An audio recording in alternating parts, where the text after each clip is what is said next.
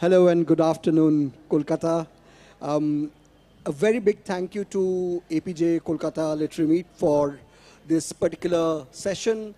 I'm really very, very excited as a foodie and as a proud Calcutta now to be talking to Vir Sanghvi, who is one of my favorite sort of journalist I admire, my former colleague, and one of the most influential food critics who has not only brought food writing to Indian audiences, but also global gastronomic focus on India. So I think we thank you very much for being with us. And three of my favorite chefs in Kolkata, Doma Wang, Shaun Kenworthy, and Auroni Mookerjee. Oh Calcutta, it's such a naughty title.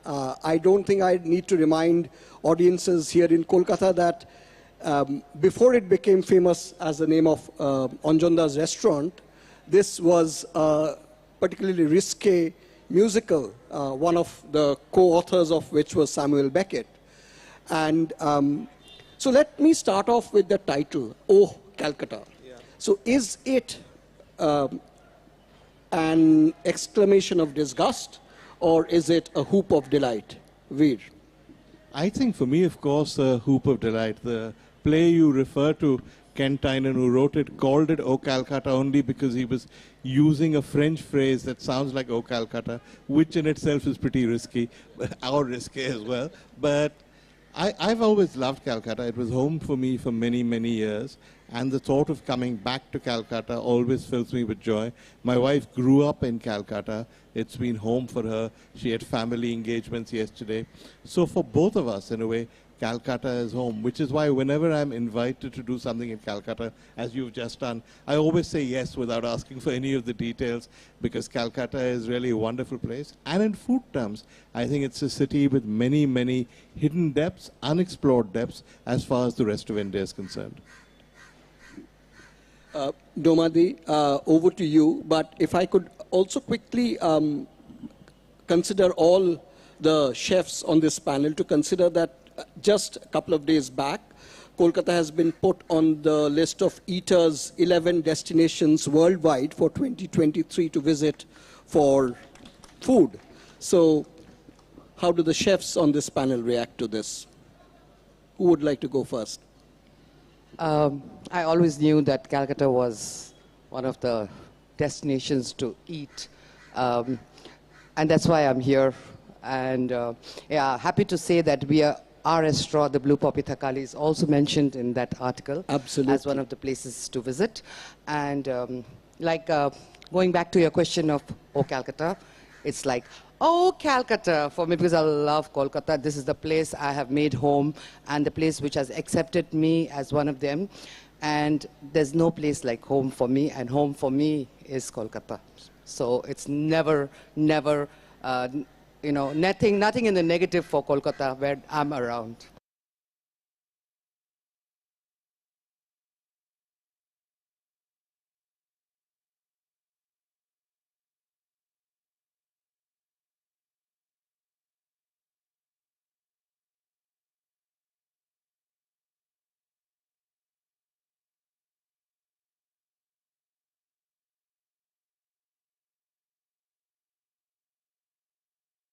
Anybody down Park Street and give them a culinary tour of what was here once back in the golden days, let's say from, I don't know, 1946 to maybe 1962 or something, let's say, where Calcutta was a center of the universe, particularly this side of the hemisphere. And I think a lot of people forget about that, really, and it's this incredible history that holds this great city together. Well, actually, nobody forgets about that in Calcutta. That's the only thing that people talk about, unfortunately. I think everybody believes that it's a very lazy city where nothing happens, but I think there's also a great underground culture in Calcutta, that whether it be in music, whether it be in food, lots of things that go unspoken about in this city, but really can be game-changing, I think. So my love for this city hasn't waned in the slightest. In fact, every year I get more and more probably excited about it and what it can be. I think it's on the cusp of much, much more to come. Auroni, over to you. You have been listed by Vir in one of his recent columns as one of the most exciting chefs from India. So your take on Calcutta. Thank you for that. I also just wanted to congratulate Doma as well as the Sienna Cafe team, because we all made that list. And I remember talking to Priyadarshini about that article. And I think the conversation I had with her fits very well with the question you just asked. Because, see, this journey has been a much shorter journey for me. This is my 7th year in Cal. I didn't grow up here. I spent the longest time working in Bombay in a very different profession. So, you know, moving from a white-collar profession in Bombay for over a decade and then coming here to try and set up a restaurant, it was frightening. It was frustrating. I didn't know what was going on. So I think the first half of my journey, the phrase, "Oh, Calcutta," could even have had the 4-letter word instead of "oh," you know, for a little bit. And then, I don't know, I fell in love with the city. And I think that's the thing about Calcutta, and I keep using this term because I studied literature at one point. It's magic realism, this city. You know, it's a bit like a Salman Rushdie novel. It's hard in the beginning, it frustrates you, but once you really get into it, you can't look away, and you're up all night keeping up with that novel. And I even left, you know, I worked here for 3 years, went to Delhi for 6 months, and 3 months into that stint in Delhi, I was just frustrated. I missed the city, I missed the bazaars, I missed walking into the by-lanes and discovering a Bhater hotel or a, you know, mashi that makes really fresh pithe or, you know, mishti or shandesh. Yeah, so I think you need to scratch the surface a little bit, but once you do, it's fascinating, and I don't think I'd like to cook anywhere else. I mean, I have a lot of friends, colleagues, peers, contemporaries in bigger cities, bigger kitchens, better restaurants, so to say. But I won't give this up. So, yeah, I mean, I think that journey has been really fruitful for me in that sense. Thanks, Auroni, and that's the perfect cue for me to put the next question to Vir. Vir, you have been very bullish about Calcutta for a very long time, not just its food scene, but its culture in general. So tell us a little bit about the beginning of your love story with Kolkata. Well, I came to Calcutta for the first time in 1986. I'd never been here. I came to be interviewed by Avik Sarkar for a job as editor of Sunday, which I subsequently got when I moved here. And I remember not being as shocked by Calcutta as people said. People said, oh, it's an assault on the senses, it's disorganized. But you know, I came from Bombay, which is not particularly well organized, no matter what people will tell you. And there's a certain matlabi element to Bombay, which I was always vaguely resentful about, and a certain money talks kind of element. And it was wonderful to come to Calcutta, which is a city with culture, a city with real people, where you knew your neighbors, you kept up with them, where you made friends, where there was a kind of bonding. I missed out on a lot of the culture because they told me that Calcutta is the cultural hub of India, which it probably is, but only if you speak Bengali, which I didn't. And therefore, I was kind of out of all of that. But it was the people, I think, that made Calcutta very special for me. And that's why I fell in love with Calcutta. There's a famous piece by Amartya Sen in which he compares Calcutta in Singapore. In 1947, when India became independent, Calcutta was, as everybody said, the greatest city in this region. And Singapore is a small village. If you look at them now, you realize how much politicians have screwed up Calcutta and how much Calcutta has lost. But what it hasn't lost, I think, is the people. It hasn't lost the sense of decency, the sense of warmth, the sense of old world culture, even despite CPM cadres or Mamata Banerjee's cadres or violence or whatever. I think Calcutta still remains in many ways the most civilized city in India. It's a city where people don't say things because they want to impress you or whatever. It's a city where people say what they mean. It's a city where you forge friendships, loves that go on for all of your life. And in food terms, I think what we often miss about Calcutta, and people have got tired of people making this point about Bombay, that if you go to Bombay and you look for Marathi food, you probably won't find it. All the great Bombay dishes come from outside. But you know, that's true in a way of Calcutta as well. Bengali food is one of India's great cuisines. But if you look at the dishes that are famous from Calcutta, the roll, the biryani, these are not Bengali dishes. The chaat, the puchkas, these are dishes created by people who came to Calcutta. And in that sense, the cuisine of Calcutta is much more than Bengali food. It's in many ways the most cosmopolitan cuisine in India, and we don't recognize that. Thanks, Vir. And we'll come back to this issue about Kolkata's cosmopolitan food culture and its geography. But let me just extend the same question to other panelists. Auroni, can we start with that? You touched upon this thing about falling in love with Calcutta. Could you just delve a little bit deeper into that? I fell in love with Calcutta to begin with was because I missed my grandparents' cooking. So I think when somebody offered me the opportunity to come and open a restaurant here, I said, okay, sure, I'd love to, But see, over the time, and I think when Mr. Sanghvi speaks about bonding, I feel that this is a city that is about community, and there are multiple communities that have spent a lot of time over, decades, centuries. If at one spectrum, I mean, you have the Bengali community, then leading into how a new style of Mughlai cuisine came about in Calcutta. There is Jewish influences or Armenian influences. There is, of course, the entire Calcutta Chinese side of things. That melting pot today, I feel, goes in another direction is because there are the non-Bengali communities that have come in. I love going to try different kochuri shops is because the style of torkari, the style of puri, it changes from pada to pada, community to community. And I think as a chef, you want to experience a diversity of palate. You want to be excited to find new things in the bazaar every day. The team and I, we spend at least 3 to 4 days a week, every morning going to the bazaar, different bazaars. But even after 6, 7 years, I have still come to a point where I'll find something new. I'll find something which I've never tasted before or eaten before. That diversity that the community brings in, it's exceptional, and I think that is what the rest of the world should discover. That is what I think chefs, writers like us, we should, celebrate. To me, that's the magic of Calcutta.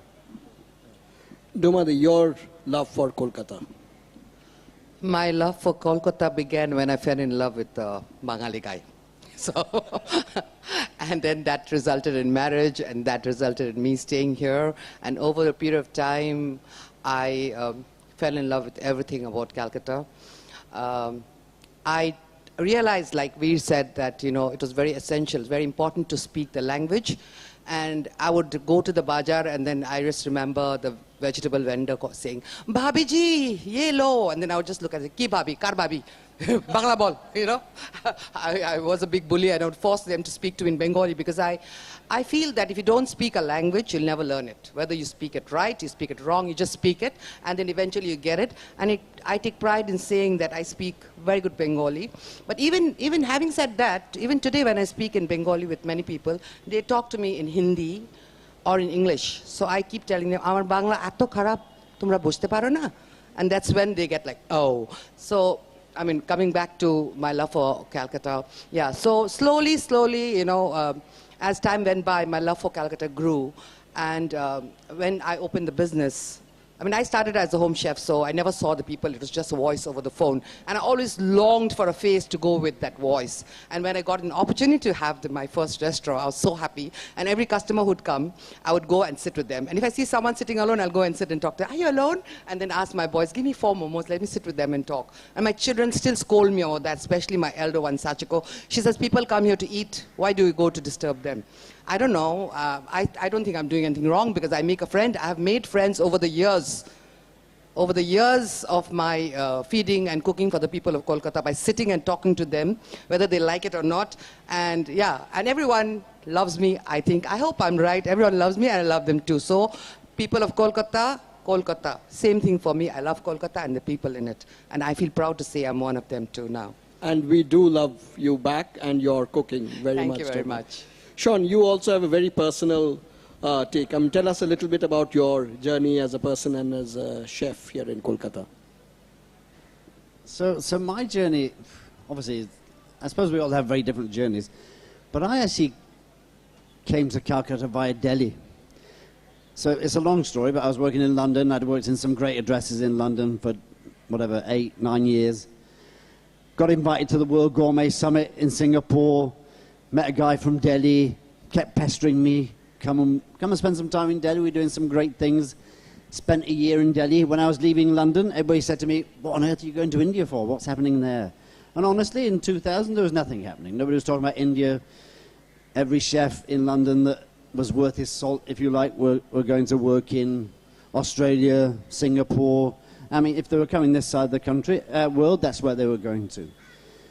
And after that 1 year, I got a job working for the Park Hotel here, just down the road, as the executive chef there.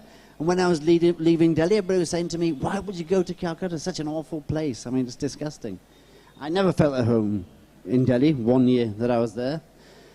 And I think almost immediately, I fell in love with Calcutta. It felt a bit like home, really. Obviously, there is that colonialness about Calcutta. So it's not that dissimilar to living in the UK, and I think I realized that quite quickly. I also realized quite quickly that the Bengalis and the French are the same species.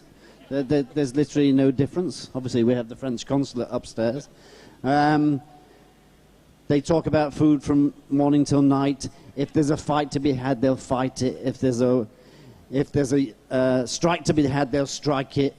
Smoking's still a big part of their culture, whether it be sitting on the roadside drinking chai or sitting on the roadside drinking a glass of wine in Paris. The conversation will be about food, politics.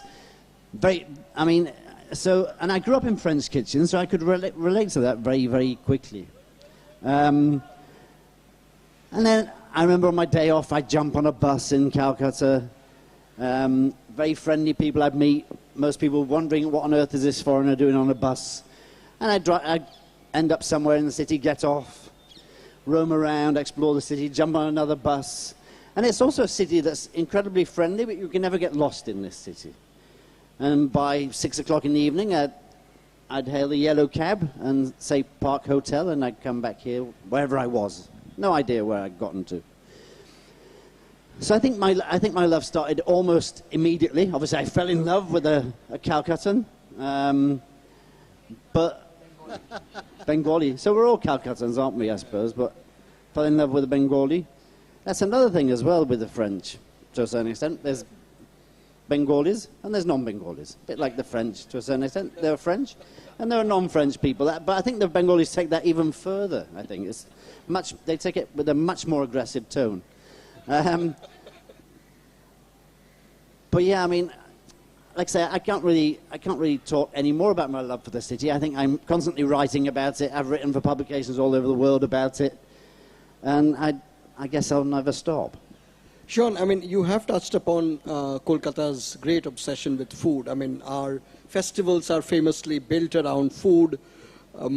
We talk about Durga Pujo and we can't not talk about Kosha Mangsho and Bashanti Pulao on Nobami as part of Nobami Bhog.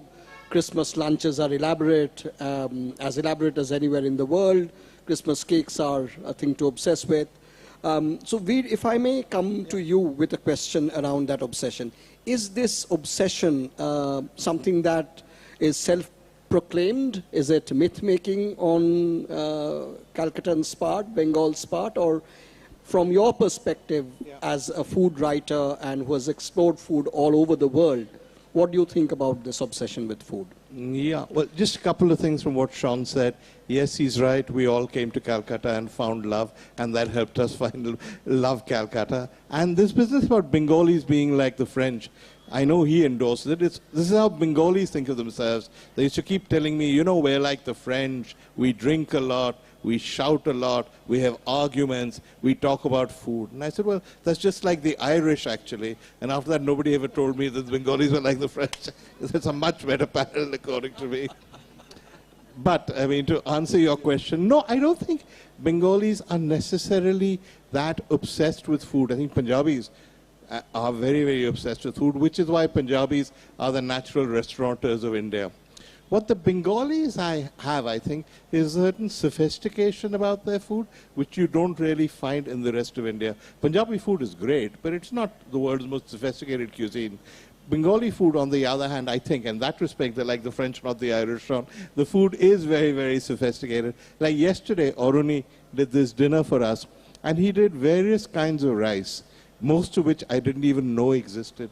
And he did them with little variations. Some were simple. He did a pea risotto. He did more Bengali dishes using the rice. You wouldn't get that in any other part of India, except perhaps Kerala, which has some parallels with Bengal. So Bengalis are not just obsessed with food, they are concerned with the sophistication in their food. What upsets me sometimes is that, like the rice he talked about, we're a country now that's obsessed with basmati, but Govindabhog, which at least is famous, and other Bengali rices, we never hear about them. There's a certain sophistication to Bengali cuisine, which every Bengali seems to understand, but somehow we've failed to communicate this to the rest of the country. Your take on that, Tomadi? Obsession with food and Bengal, is it uniquely ours? Or Now, I remember the question. We just said that Punjabi, what did you say about Punjabi food? That Punjabis They're as obsessed with food as anybody else, but Bengali food is much more sophisticated, and the average Bengali is much more sophisticated in his appreciation of food than the average Punjabi. Please remember, I have to go home after this, and my wife. That's really my long. wife is a Punjabi, but never mind. Okay, I probably Vir is trying to make his wife very happy, but but you know, when you talk about Punjabi food, like when I went to Delhi after my marriage, I went to Delhi and was staying with some friends, Punjabi friends, and then they just looked at me and they said, "Kal rajma chawal khayenge," and then I was like, "Rajma chawal? Who eats rajma chawal?" And then another day, they told me, okay, we'll talk about that later. And then someone else told me, "Kal Sunday hai, dal chawal khayenge." I said, "What the? Who eats dal chawal?" Like, on a Sunday? we eat, any day for that matter. For me, it's like sacrilege eating dal chawal. Like for us, we'll have at least one pratham pat, one bhaja, one torkari dal, at the least one machid chol, okay? Yeah, chili pork thrown in when it's me. So someone there is very happy hearing chili pork. And so for me, it was like, how can people just eat like dal chawal? So Vir has to keep his wife happy, so he said Punjabi. But no, for me, I think, yes, Bengalis are the most obsessed about their food.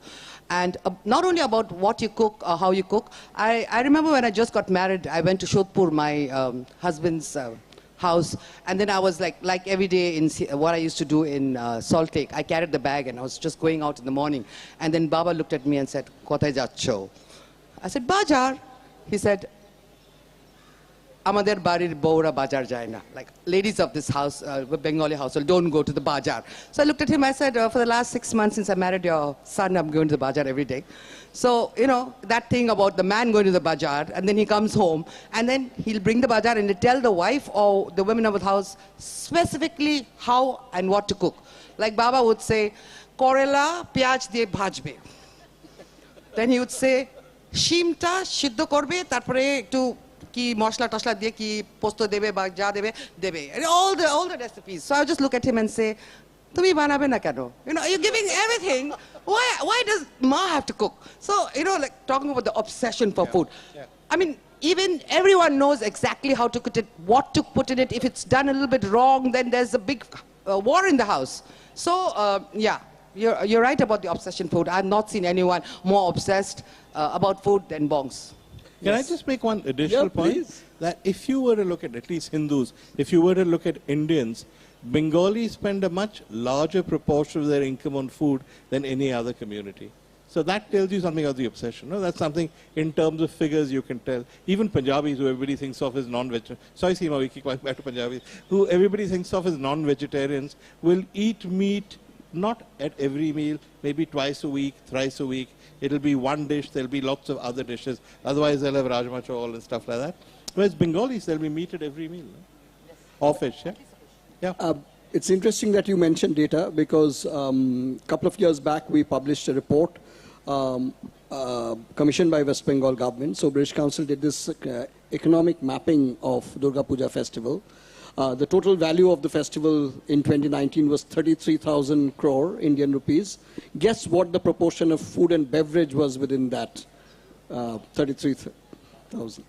50, at least 50. That's a bit much, but Okay. 10%. So No, 3,000 crores. Wrong. There must be more than that. Yeah. Must be more than that.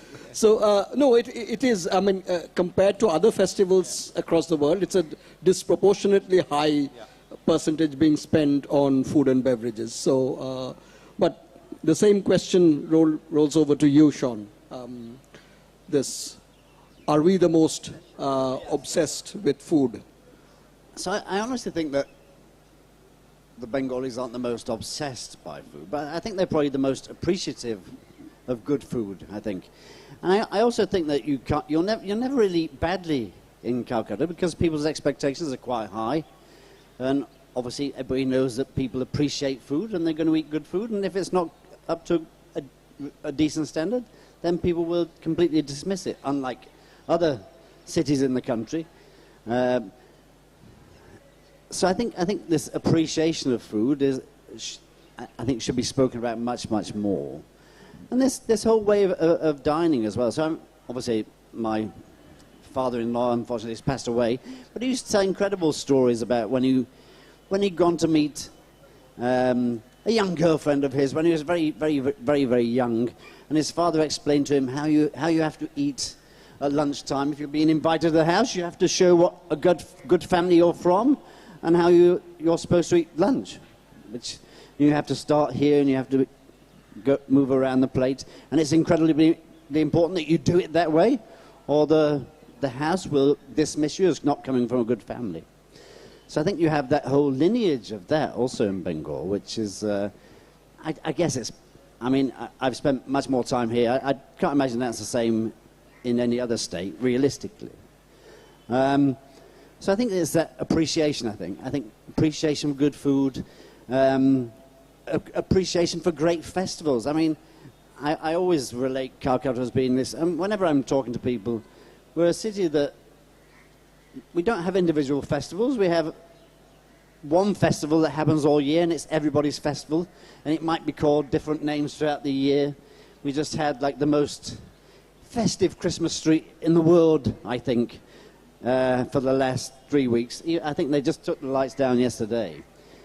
So I think festivals in Bengal also are just festivals for everybody, really. It's caste, colour, creed, doesn't matter, really.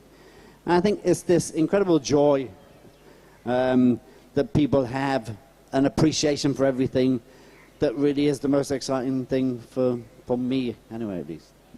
Can I just make one additional point, please, yeah. which is that while Bengalis are obsessed with food, have a sophistication about food, they are not usually natural restaurateurs. If you were to do a list of the great chefs of India, you'd find very few Bengalis on it. You'd find Auroni and Doma certainly, and now Shaun is an honorary Bengali. But you wouldn't find that many Bengalis, which I always find very odd. If you look at the famous chefs of India, most of them are Punjabis or from somewhere else. If you look at restaurateurs, they're Punjabis or they're from Karnataka. So I think there's been that flaw in the Bengali national character, or the regional character, that's prevented Bengali food from going out. I just wish that Bengalis were better at taking their food outside. And I wish that Bengalis in Calcutta and outside, even Prabashi Bengalis, were more willing to eat Bengali food in restaurants. You take a bong to a really good Bengali restaurant and you say, isn't the kosha mangcho really good? And he'll say, yeah, but my mother can make much better than this. It's a sort of traditional response that Bengalis never go out to eat their own food, which I think is a mistake. Can I also add yes, to that? please. Well, We were talking about this. So I also think that the Bengalis don't talk. I think they'll talk about 2 or 3 dishes as being the best dishes you'll ever eat in the world. And I've always looked at, obviously, something Bengalis never talk about in their food is the vegetarian cuisine, which is probably the most interesting vegetarian cuisine in the country. But the Bengalis will never talk about it, brag about it, discuss it openly. It's almost like it's something we do at home, but it's not something to promote. it's But I very think it's such a interesting. fascinating cuisine, really. It's very interesting, Shaun, with the rise of, ethical vegetarianism and veganism. I was talking to a colleague from London, and she was absolutely fascinated by the jackfruit curry we served her at home. And she said, now jackfruit sells as vegan meat in the West. I mean, in London supermarkets, it's selling for 50 pounds a kilo. Can you imagine? I mean, yeah. Auroni, that question about obsession with food and... So I've kind of been waiting and hearing all the, points being made by my fellow speakers. And it's a small irony here is that I just submitted copy for a column to my Kolkata talking about this very theme. And I headlined the article for the Calcutta diner. It's basically, I think, therefore I eat. And that's a big part of it, that for us, eating is as much a cerebral act as it is instinctive or emotional. And thus those very specific choices, and this was something that a chef who kind of trained in Bombay coming here, I was flummoxed by it, because it's just that instance that Doma Di just brought up, that Korla peyaj diye bhajte hobe. And I discovered it in a different instance, which is that I'd gone down, we were setting up the kitchen for my then restaurant, the Salt House, and I'd gone down to Theatre Road to get some moody for the team and I for an evening snack. And there was this line over there, and I was observing the line. And that's where this one gentleman is like, peyaj temni kuchi kore debe. Somebody else is like, na, amake oi lonkata chai, ei lonkata ghash. I want it really spicy. Then another lady came in with a dozen orders for her office, and each one had a specification. No chine badam, no peyaj, dhone pata beshi debe, lebuta beshi debe, shukno, makha. I was just gobsmacked because I'd come in from Bombay. There for a vada pav, which is equivalent same unit of price, the man gives you 15 seconds. He asks you, sukha chutney, tikha, no tikha. That's about it. That's all you get.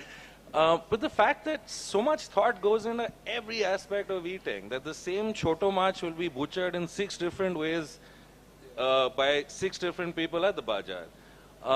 There is something that is a part of Bengali identity, which is that our culinary choices determine who we are. Our culinary choices really determine what our sense, our purpose or sense, inner self is. And I think that is fascinating to me because, again, as a chef, you constantly want to be pushed. It needs to be this tug of war between the diner and the kitchen, where you're playing out this game of, culinary chess maybe. But also, it's coming from the fact that you want to be nourished at the same time, So that dichotomy is fascinating for me, and which is why I will say that maybe not obsession, but yes, there is a mental aspect, and that mental aspect is a big part of our identity. And I think, Auroni, you have responded to the provocation that we had in terms of why would you criticize a great kosha mangsho jhol in a Bengali restaurant, because, I think it's almost our birthright to say that, we have to measure and sort of adjudicate on a particular thing that we have eaten. It's not just about that particular experience, but the history of that kosha mangsho that you're tasting in your mind. Yeah. It's also, I remember when I first came to Calcutta, people asked me if I had eaten prawns. And I said, yeah, of course I've eaten prawns.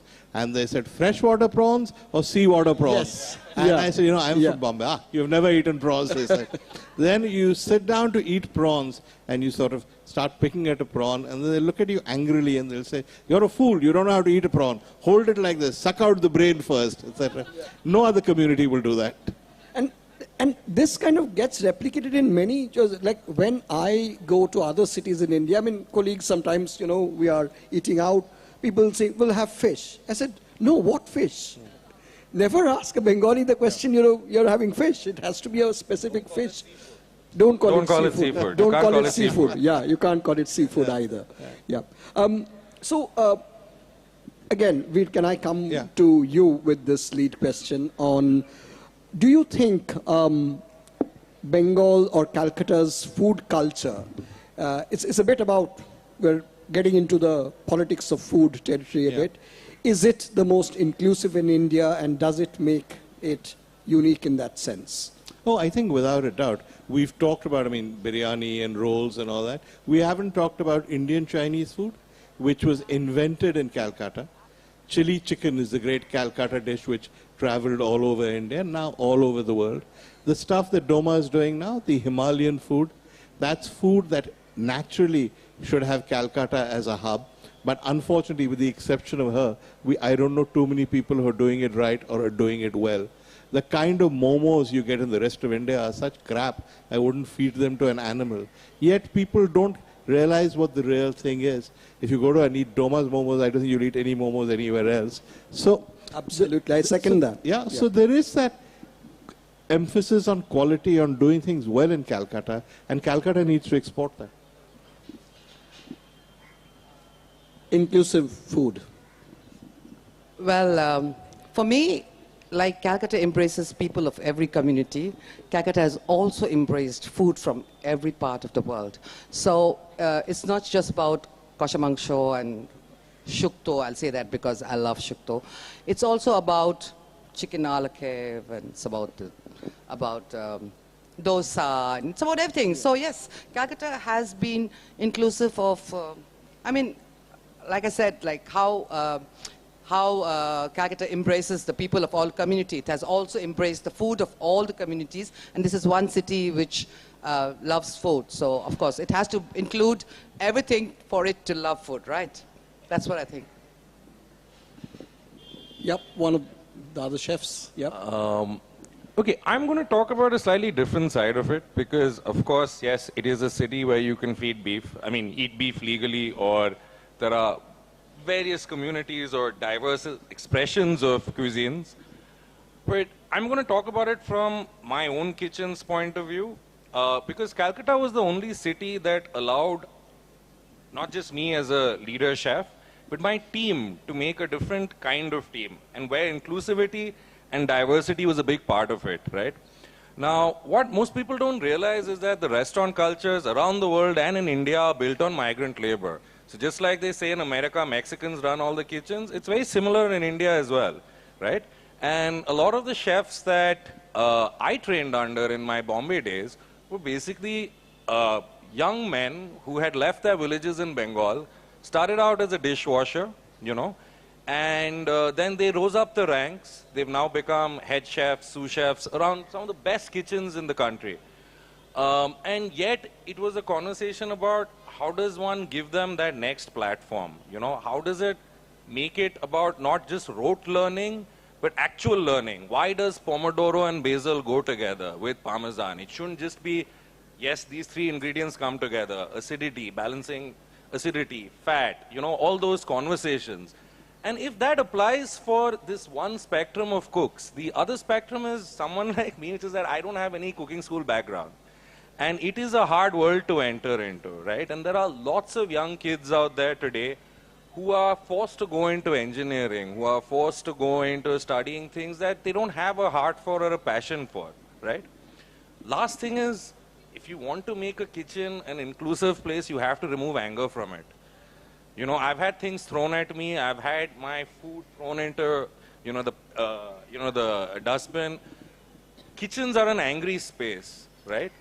Calcutta is one city. If you take that same sentiment it expresses in terms of, being accepting of other communities, other cuisines, I find that Calcutta was the only city, because it didn't have the madness of, business pressures, of rent, all of that coming in. It, by itself, became an extension, that diversity, that inclusivity, that became an extension of our kitchen. And that is something I really wish, other kitchens and other restaurants and other hotels think about, I'll quickly pause here and just alert the organizers that these two screens have gone blank. So the timer is here. Auroni, you really touched upon a very important aspect that others have also briefly touched upon, which is about education and training in food. Shaun, beginning with you, do you think it's adequate what's happening in the F&B, hospitality, education sector? So that's a bit of a complicated one. So I've been involved in education in India for the last 17 years. But that's a generic kind of like hotel management, let's say, from a hotel management situation where, and to a certain extent, I blame most of the parents, really. So it's kind of like, I won't send my son to study culinary arts, or my daughter, but I'm happy to have them to get a degree in hotel management, because they can choose something else later, perhaps. So culinary arts is something that's, there are a few good institutes across the country, but it's still relatively new. I don't come from a culinary arts background. I don't have a degree. I did a craft course many, many moons ago, as most chefs of my generation did as well, I think. And I don't think it's really about education, really. I'm forever saying to people, so lots of people send me messages on Instagram and Facebook saying, Chef, I'm just about to pass out of class 12. I'd love to be a chef. Can you give me some tips? And I'll say, you need to start cooking, really. I mean, if you really have this urgency, this kind of like, I mean, if you have some passion to cook, then you must cook. And I'll always say that I cook every day myself. I cook at home. I'm most excited when I'm playing around with new dishes in a restaurant. But if you don't have a passion to cook, then you're never going to make a great cook, really. I think that's a home cook. I don't think it makes any difference, realistically. And I think education I don't want to get involved in that education discussion in India, but I think it's so obsessive, this thing about education. And it's kind of like, I've got a degree in hotel management. Should I do my master's? It's like, no, get the bloody hell out and get into a good kitchen and start working. Find a good team somewhere, start working in a good team, learn your craft. It's a craft skill that we have. We need to learn our trade. And it's ongoing. I mean, I don't think any chef can really say that they're a chef until they've spent 5 or 6 years in a 5 or 6 years in a really good kitchen and learned from some really good people. I'm talking about in that traditional sense. Raymond Blanc, one of my favorite chefs of all time, came from a very humble family. Well, not humble family, but had no cooking. He just a natural born cook, really. Never went to college, never went to school. And if you ask me personally, I'd much rather have people that just have a bit of a spark in them and have no educational background in the slightest, really, coming into my kitchen and wanting to cook. And I'm a big promoter of that, and I'll promote it until the day I die. Your take on that, Vir, and also if you could just add whether food writing, food criticism, television shows on food, do they have a role to play in inspiring and advocating careers in cooking and in hospitality business? I'm sure they do. I mean, all over the world, chefs are now glamorous figures. It began in England when Shaun was working there, right? When you were at Quaglinos and Marco and all these guys were the big names. And that's when all of you became superstars. Well, not you, because you came to India, but the rest of them stayed on and went on to become stars. But I think television and social media have a large role in it. If you look at MasterChef, we did an event here in Calcutta with Manish Mehrotra, and Vikas Khanna and Ranveer Brar dropped in. And the hysteria, it was like Amitabh Bachchan had dropped in. The way in which chefs are now being treated as movie stars is a good thing and it's a bad thing. It's a good thing because chefs are finally getting their due. It's a good thing because it's inspiring other people to become chefs. It's a bad thing because often chefs who don't know how to push themselves forward, are not good at publicity or media, don't get the recognition they deserve. Doma, your take on that? Well, like Shaun said, I'm also not a chef. I never considered myself one. I always said I love to cook. And again, I'll give this, I'll give this to my father, because when I was young, I always liked to eat the things he cooked. And he would tell me, come and see how I cook. And I would tell him, when I grow up, I'm going to be really rich. I'm going to have a, real big, I'll have a little big kitchen with lots of chefs, and they'll cook. I don't have to cook. Then he would tell me, if you don't know exactly how this is made, how are you going to tell your chef how to make it?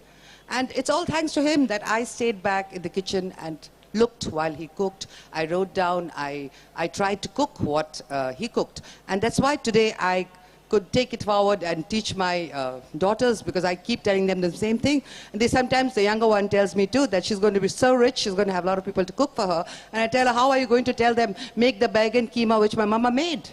Because you don't know how exactly it's made. And that's why she had to call me from the US and ask me how to do it, and I had to tell her. Now she knows.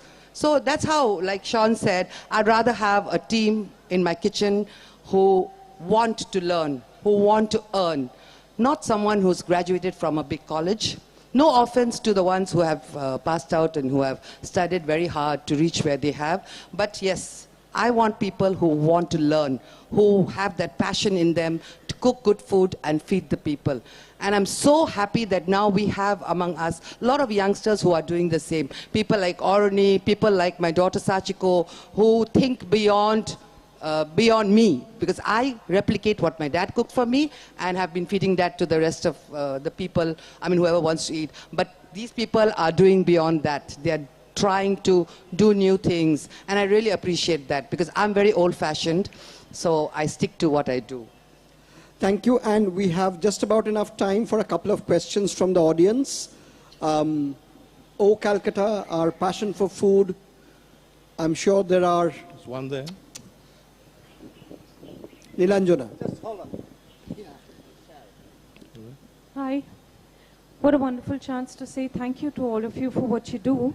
And I couldn't resist the temptation to ask, we have a lot of good writing, some of you on stage have contributed to that. But what kind of food histories, city histories, or chefs, collections of writing by chefs or about chefs do you think are missing? What would you like to see? What would make a difference to all of you? That's easy. History. We don't have enough writing about food history. I mean, there are a lot of celebrity chefs doing cookbooks or whatever. But if you want to find out who first turned a South Indian snack like a dosa into a masala dosa, how did it become so famous? Because it's a restaurant dish. If you want to find out who made the first tandoori chicken, how did it become butter chicken? We don't know. So forget about ancient history. Even the great restaurant dishes of the 20th century, nobody writes about, nobody cares. If you ask questions about how are things done, I'll give you an example. My friend Anindya, who's been sitting in the first row, and I have been having these discussions about puchkas. Now, all of us love puchkas, I think. Yeah, and all of us judge puchkas and say the puchkas here are better than the puchkas there. But on the whole, I find we talk about the pani and we talk about the potato and the filling. We don't talk so much about the puri. But, for instance, in Calcutta, it tends to be more atta, perhaps with a little suji. In North India, it's almost always now suji. I haven't read anybody who explains to me how the puchka traveled all over India. I haven't read anyone explain to me how the golgappa is different from the batasha, how that's different from pani puri in Bombay, or even who makes the puris. I mean, in Delhi, for instance, most of these small guys who do puchkas go off and buy their puris, the puris themselves, from a wholesaler. Now, people get horrified. Anindya was very horrified because it doesn't accord with the romantic image of the puchka wala. But that's okay. When you go to a sandwich shop, do you care that the guy bakes his own bread or not? He's perfectly entitled to go and bake his own bread, but not bake his own bread. But we just don't have enough information. We don't have enough writing. We don't have enough research. We don't have enough history. So when you ask about food writing, that's my criticism. You get enough food writing glorifying chefs, enough food writing reviewing restaurants, enough food writing trying to be lyrical about, I remember when I was 7, my mother made this khichdi and it was wonderful. Yeah, that's great. But tell us actually about food, we don't have that. I think that's where bloggers, there's so many of them. Rajan, you have a question, please. A very interesting discussion. I would appreciate how you and Shaun made digs at your wife's communities, if that was true. The question is that, one thing about Calcutta I've seen is that people don't even know where the dishes are coming from. Yeah. But they're very, very cocky about it. For example, most of the dishes that you eat in any Bengali restaurant today, whether it is Anjan's or Calcutta or it is the one that is 6 Baliganj, were the ones that were started by the Bardwan Rajbadi in South Bengal. In fact, if you see, they have an old book, but people don't want to acknowledge that Bardwan Rajbadi people were actually Punjabi Khatris from Lahore, back then. So I think a very good point raised by the earlier person also. Any comments on this? Because I've seen that we're very all-encompassing as a city, but we sometimes tend to become very cocky about things which we actually may not have started 100 years back. So You're very right. Yeah, Shaun, the, what do you the Momo is the classic example, right? Is the Momo from Tibet? Is it from Nepal? Tibetans claim it, Nepalis claim it, everybody makes their own variation. There just isn't enough research. Sorry, Shaun, go on. No, so I was going to say, I love tradition. I grew up in very traditional kitchens, but I love to bastardize things to death, really. And I spent most of my life doing that. But I also think that exactly what you're saying there, I think people think about a food culture as just being their generation. So you grow up with something in your generation, you think it's something that's a God-given gift that your family has eaten for generations, hundreds and thousands of years perhaps. But which is all nonsense. I mean, food, not just driven by chefs, I don't think, but driven by home cooks. As soon as new ingredients would come into circulation, people would use them, see what they could do with them. So food is forever moving forward, really. There's no such thing as tradition. It doesn't exist. Thank you, Shaun. And Can I just ask one last question to Shaun? Right. Shaun, we talked about how you were in England when it was all happening. You walked away from it. If you'd stayed, you were one of the brightest chefs of your generation. You'd been running a 2 Michelin star, 3 Michelin star restaurant from now. But you walked away from that and came to Calcutta. Do you ever think what might have been, or has Calcutta made it okay? No, I have, obviously. I've thought about it. But I think quality of life, I think living in a... So I go to the UK. I got stuck there in the UK during the lockdown. And I also see that people don't have such a great quality of life in the UK. People don't have a great life, actually. There's this great dream about everybody has a great life in London. And if you're earning £400,000 or £500,000 a year, between you and your wife, you can have quite a decent life. I'm not saying that. But most people don't have a great life. I think you come and live in a city like this, you get involved in the culture, you become part of the city. And I think that's that's much bigger than fame or money or glory or anything. So it's Calcutta that did it for you then? I think Calcutta... Great. And- That's a nice note to end this on, yeah. And I'll just sort of wrap it up by quoting one of your articles, Vir, where you talk about the top 10 most influential chefs in the world, and you put Heston Blumenthal right on top. And one of the things that Vir says about Heston Blumenthal, I think, is also applicable to this session and to Calcutta. You talk about Heston as a chef of the past and a chef for the future. Yeah. And I think Calcutta, the city, its culture and its food culture has great links to the past. And I think what we have discussed today kind of indicates a city for the future as well. Thank you very much. Thank you. Everyone on this panel, and thank you to the audience for being patient and extremely engaging. Thank you. And can we have a big hand for our moderator who was so brilliant?